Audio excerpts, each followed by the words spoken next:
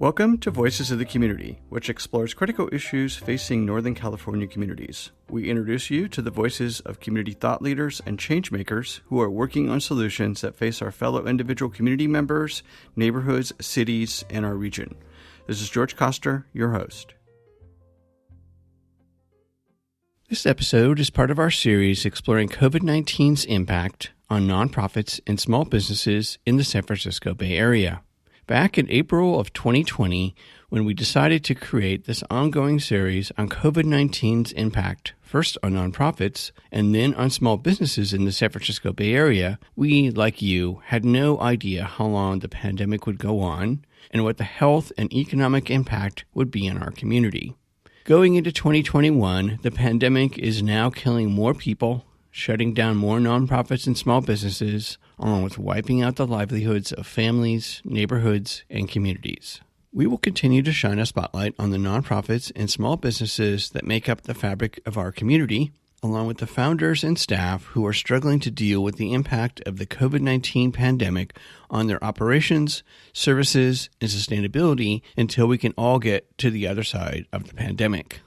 Along the way, we will also share with you all the amazing solutions that our nonprofits, small businesses, foundations, and government leaders are working on to help us all get to the other side of the pandemic and come together to rebuild our communities with more economic, social, and environmental equality.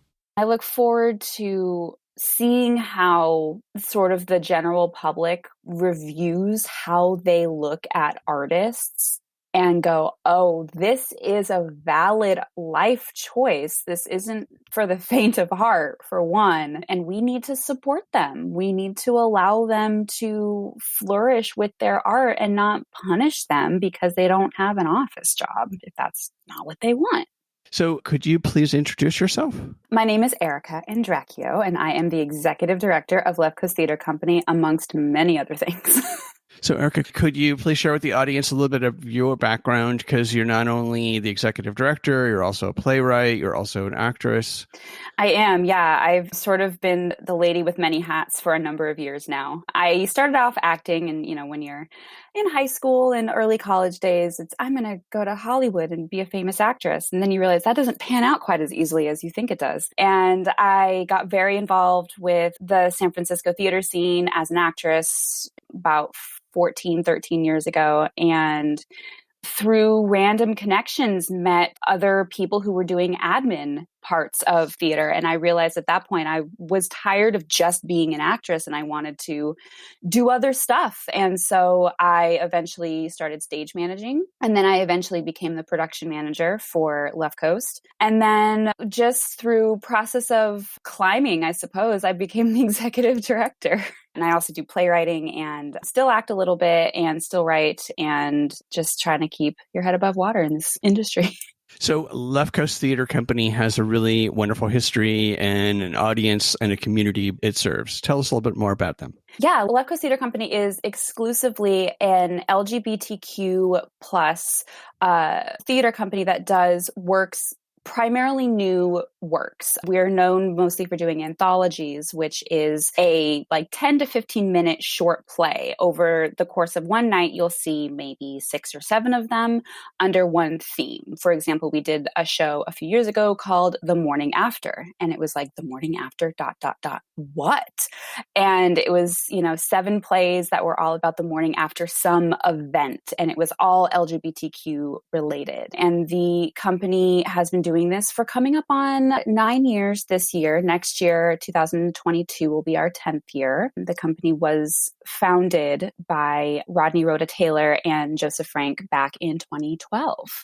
And primarily what we have adjusted into is not just doing anthologies. We've transitioned into doing full-length plays, some pre-produced plays like off-Broadway shows, just to keep the audiences engaged because it's sometimes difficult to sell new works. And you guys don't have your own theater space. You essentially end up renting space. Yeah, we're what you call a nomad theater company.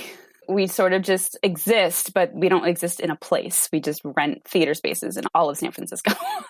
And is that a goal at some point to actually own your own venue? It's definitely a dream of mine to be able to own our own LGBTQ arts venue where it's not just theater, but I would love to be able to have a venue where it's more broad than that. Maybe artworks along with theater and rehearsal spaces and things that the city is kind of lacking a little bit is just a plain artistic center for LGBTQ arts. Well, it's funny you should say that because in my conversation with Wayne over at Dancers Group and then Randy at Intersection for the Arts, they've been talking about the idea of trying to come together to get space. And the feeling is since there's so much vacant space in San Francisco coming out of the, proverbial meltdown economically and the pandemic, that there might be an opportunity for groups to really coalesce around a building. Yeah, that sounds fantastic. I know that the Gay Men's Chorus just bought, I think it's a church right off on Valencia. And they had plans of, I think they're still doing it, like everything in the world is just on pause, of making that their space, which I am definitely like 2 seconds away from knocking on their door being like, hey, can we play? I have a feeling you can use their space. I'm hoping. Yeah. I'm going to knock on many doors when the world comes back. Exactly. I think a lot of people are going to be a lot more open than they used to be. Yeah, I think so too. I think it's going to be a lot less competitive. Well, and that brings me to my next question, which is so much of what Left Coast Theater Company does obviously is in person, right? It's live theater. How has COVID-19 impacted the theater company? Well, we had a whole season planned for 2020, as any theater company would have done. And we essentially had to postpone everything. We didn't necessarily cancel anything. Everything ostensibly had just been postponed. But we've sort of been in hibernation because we're a nomad theater company. We are in a lucky position to not have to pay for venue fees or having to deal with paid staff. We're a fully volunteer organization. And so all of our costs were for production. And when there's no production, there's no income, but there's also no expenses.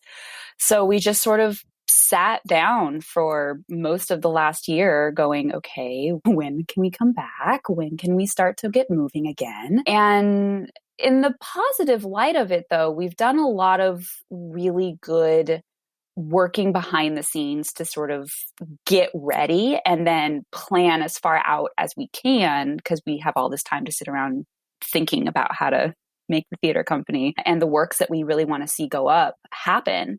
And so it's been a lot of networking with other organizations and just a lot of planning on the back end, more admin stuff that like the general public really doesn't care to know about. But for us on the back end of a theater company, we're like, oh my God, we needed to get this done so bad. And we had the time. Well, and to that point, I mean, what can people who are listening to this, how can they help Left Coast Theater Company, but also other theater companies that are out there? What are some of the needs that you're seeing besides more funding, of course, to keep everybody alive until we can come back? Sure. One thing that I always tell people is if you have the ability to donate to your favorite theater company.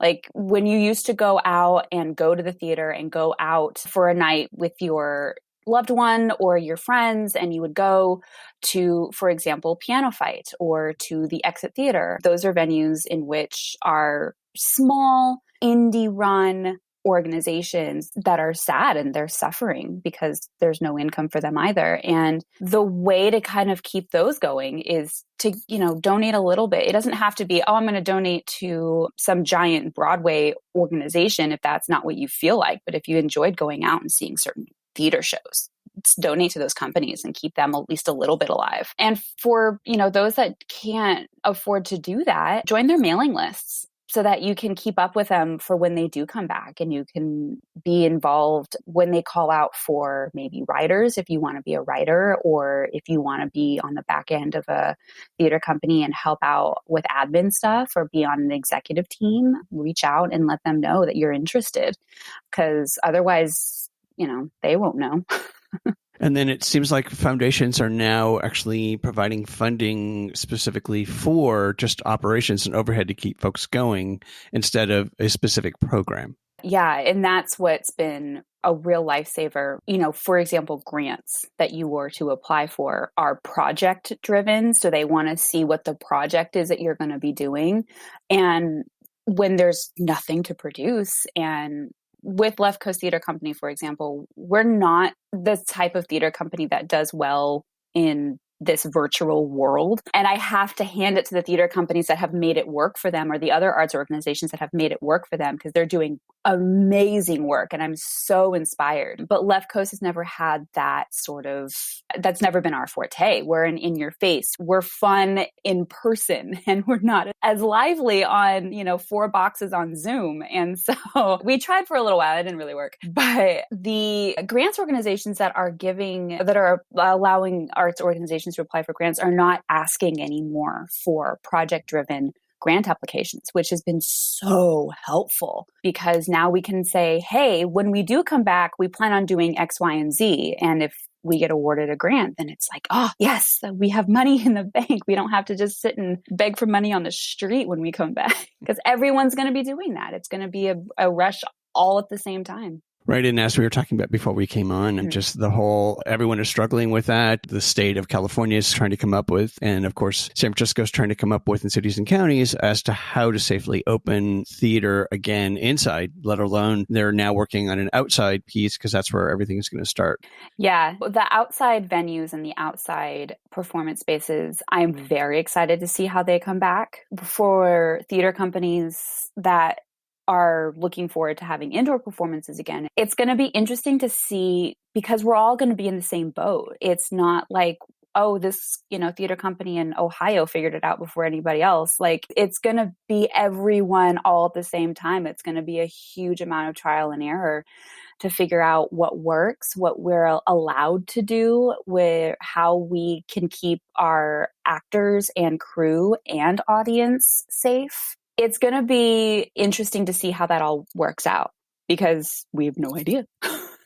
True. And I think everyone in the industry is really struggling with that, along with the funders, the audience, the government, etc. It's hard. And it's been really hard to watch your friends just who lived off of gig work struggle. I have so many friends that were from theater show to theater show, and that's how they made their living, maybe doing a little bit of office work here and there to keep, bills going. But when everything shut down, it was wonderful to finally see the unemployment allow for gig work to apply, people who were doing gig work to apply. But because it had never been the case before, we all saw what happened. Everyone was completely overwhelmed. And I look forward to seeing how sort of the general public reviews how they look at artists and go, oh, this is a valid life choice. This isn't for the faint of heart, for one. And we need to support them. We need to allow them to flourish with their art and not punish them because they don't have an office job, if that's not what they want.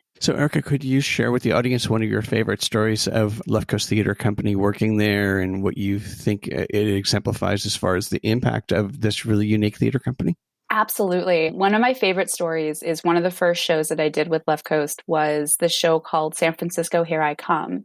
And it was one of our anthology pieces where there were, I think we had 7 short plays in that show, but they all took place in one apartment over the course of 70 years.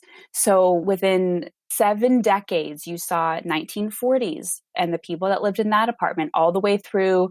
We produced the show in 2016, and at the time, 2018 was the future.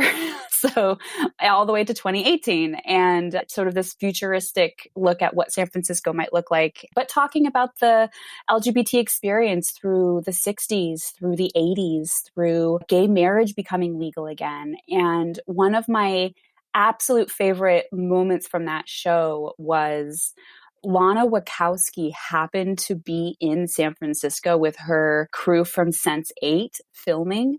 And through the most random connections, she knew somebody who worked with Left Coast at the time. And her and about 4 of her castmates bought tickets to the show and came and watched the show. And I just remember, because I was also on stage in one of my multiple hat moments where I was stage manager, but then also performing in one of the pieces. And I had this moment where I like fangirled out completely because I was working at the box office before the show started. And one of the actors came up to like ask, "Oh, this is where I go." And I turned around and went, "Yeah, that way." And it was at the end of the show, they were so gracious. They were just like, "Oh, that was so fun. That was great. And I loved it. It was so wonderful to see this cute little theater company produce a show. Like, it was so fun." And we just completely lost it. We were so excited. That's a really great story. Thank you. Yeah, it was fun. So, final question. What do you see as some of the positive things that could come out of the pandemic and the financial meltdown that would really support our performing arts organizations and also, to your point, our theatrical arts employees? I'm really hoping that the industry takes a hard look at itself from everywhere from the top. So Broadway all the way down to this tiny little theater company called Left Coast Theater Company in San Francisco that, doesn't have a huge yearly budget, really takes a hard look at itself and supports the type of work we really need to see on stage these days with regard specifically to BIPOC artists, which is Black, Indigenous, people of color, and the broader LGBTQ community. For myself personally, I want to see stories I've never seen before. And I think that the industry, because we've all sort of sat down and taken a hard look at ourselves, especially after the ruthless murder of George Floyd and everything that transpired last summer, I really feel that the industry needed a shakeup. And as horrific as that experience was, it shook the industry as well as shook the world, but it also shook the theater industry. I'm very involved with a lot of webinars that have been on this topic of, okay, it's time to make changes in the industry and the way that we look at ourselves. And I'm really excited to see how that plays out when theater really does come back. I want to see the news stories.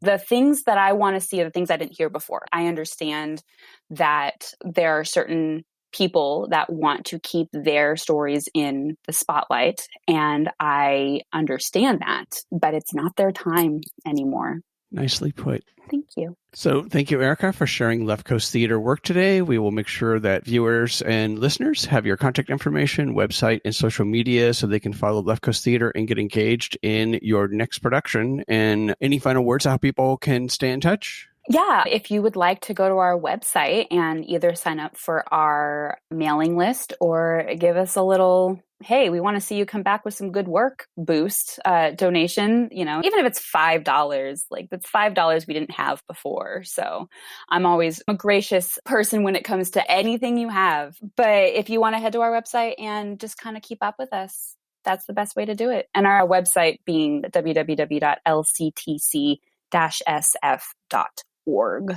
Thanks for being on the show today, Erica, and please stay safe out there as we work our way through this strange new normal. Yes, you too.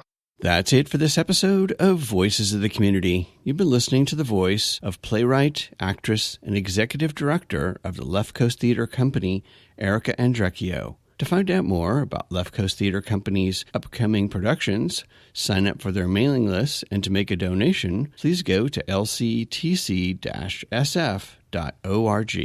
Please tune in to next week's show where we'll be featuring the voices from Theater Bay Area about how they're helping theaters and theater workers through the pandemic, and Cal Nonprofits about their development of government policy and resources to support nonprofits as they struggle to survive through the pandemic. And on May 12th, our Stockton radio broadcasting partner, KWDC, will be broadcasting the final 2 episodes of the radio documentary series on the city of Stockton, California.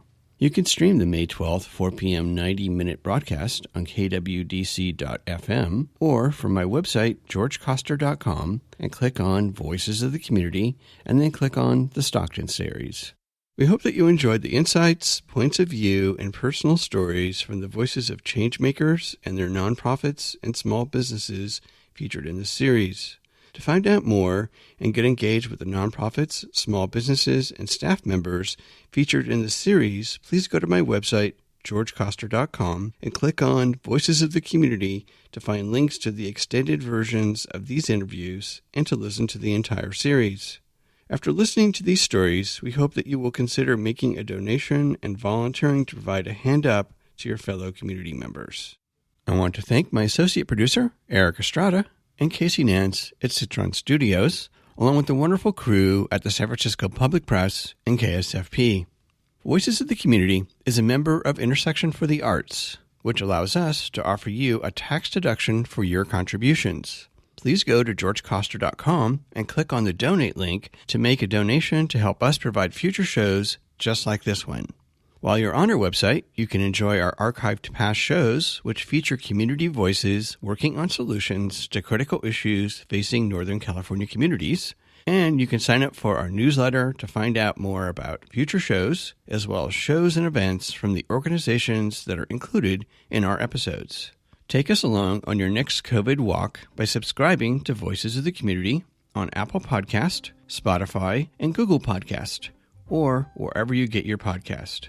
You can follow us on Twitter at George Coster, and we'd love to hear from you with feedback and show ideas, so send us an email to george@georgecoster.com. I'm George Coster in San Francisco, and thank you for listening.